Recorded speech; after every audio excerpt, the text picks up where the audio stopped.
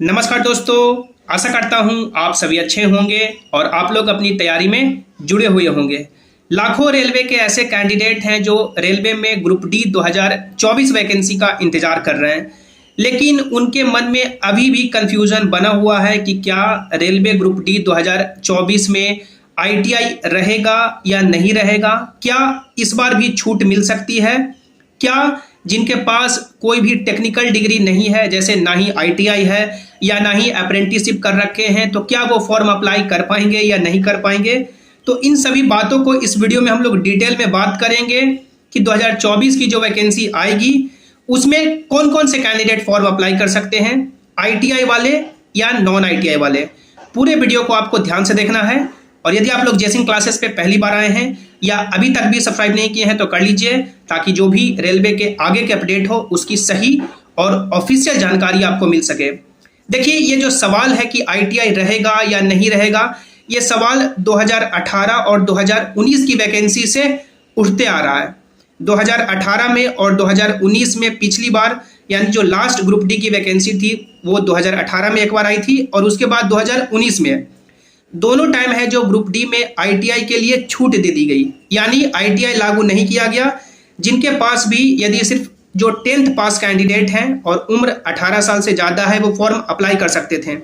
इसके लिए कई बार नोटिस भी जारी किए गए कि 2018 में और 2019 में सिर्फ एक बार की छूट दी गई है, यानी दोनों वैकेंसी को मिला करके एक बार की छूट दी गई है।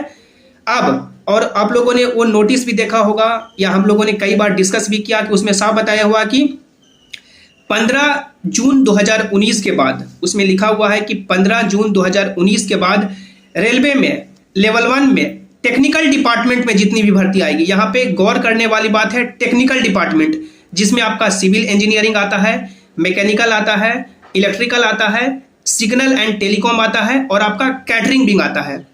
तो ये जो यानी कि टेक्निकल डिपार्टमेंट के पोस्ट हैं उसमें आईटीआई और अप्रेंटिसशिप मस्ट कर दिया गया है। वो नोटिस आप लोग टेलीग्राम पे भी देख सकते हैं या हम लोगों ने कई बार वीडियोस भी बनाया, आप लोग देख सकते हैं।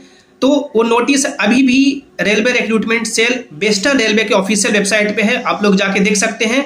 यदि आप लोग गूगल पे या क्रोम पे सर्च करेंगे RRCWR तो आप लोग को वो नोटिस मिल जाएगा।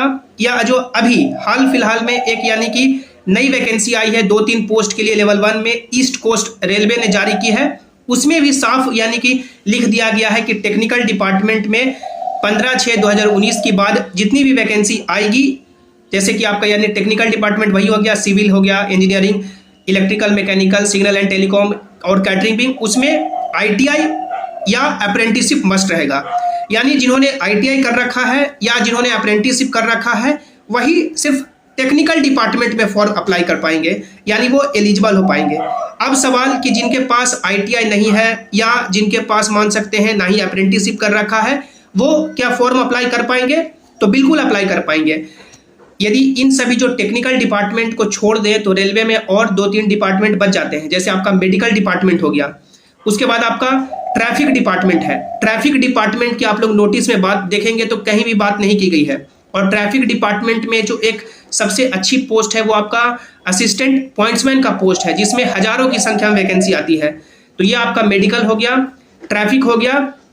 उसके बाद आप लोगों ने देखा होगा कि स्टोर के पोस्ट आते हैं, यानी कि असिस्टेंट डिपो स्टोर। जो डिपो आप लोगों ने देखा होगा, डिपो होता है कि यानी कि रेलवे के जो सामान होते हैं, जैसे बहुत सारे यानी कि जो आप लोग आयरन के इक्विपमेंट देखते हैं वो सामान रखे जाते हैं उनमें, यानी जो स्टोर कीपर या जो स्टोर कौन सा सामान आया या कौन सा सामान कब गया, कितनी मात्रा में गया, वो जो सब यानी मान सकते हैं जो डॉक्यूमेंटेशन रखते हैं कि कितना सामान है, कितना सामान गया, किस दिन आया, किस दिन गया, वो जो असिस्टेंट डिपो स्टोर का जो जॉब है वो भी आपका नॉन टेक्निकल पोस्ट में आता है।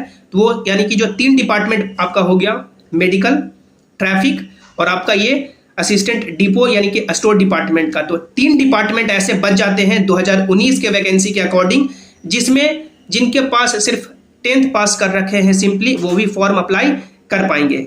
तो ये सबसे बड़ी अपडेट है कि जितने भी कैंडिडेट अभी भी भ्रम में है या जो कोचिंग इंस्टीट्यूशन उनको भ्रम में डाले हुए हैं कि 2024 में भी आईटीआई नहीं रहेगा, इस बार भी छूट मिल जाएगी, तो ये भ्रम में ना रहे। आईटीआई 2024 में टेक्निकल पोस्ट के लिए, टेक्निकल डिपार्टमेंट के लिए मस्ट हो गया है। और नॉन टेक्निकल जो पोस्ट होते हैं जो आप लोगों ने अभी देखा सुना, तो उसमें यानी कि जो कैंडिडेट 10th पास किए हैं सिंपली वो भी अप्लाई कर पाएंगे।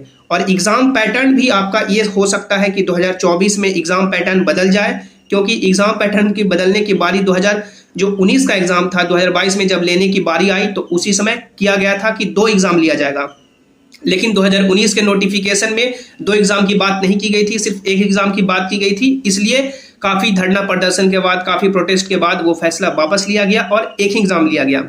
और यदि इस बार 2024 में नोटिफिकेशन में 2 एग्ज़ाम की बात ऑफिशियल नोटिफिकेशन में रहेगी तो डेफिनेटली 2 एग्ज़ाम लिए जाएंगे, लेकिन एग्ज़ाम पैटर्न बिल्कुल आपका वही रहेगा। जैसे कि आपका मैथ्स पूछा जाएगा 35 सवाल के आसपास, उसके बाद आपका यानी कि रीजनिंग पूछा जाएगा 35 सवाल के आसपास, और मान के चलेंगे कि 30 सवाल आपका है जो यानी कि जो जनरल साइंस और करंट अफेयर से पूछे जाएंगे।